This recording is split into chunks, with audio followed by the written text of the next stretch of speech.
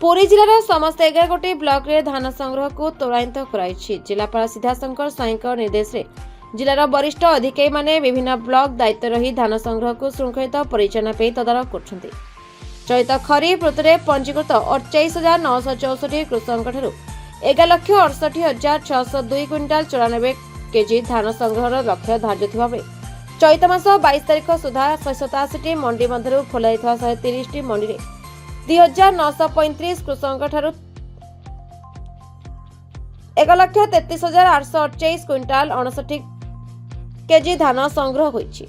एହାର प्राप्य बाबद 1880 कृषकों को 19,29,56,936 टंका बैंक तरफ प्रदान कराइथिबा बेले 1,316 कृषकों को 13,67,29,20 टंका प्राप्त होईछि।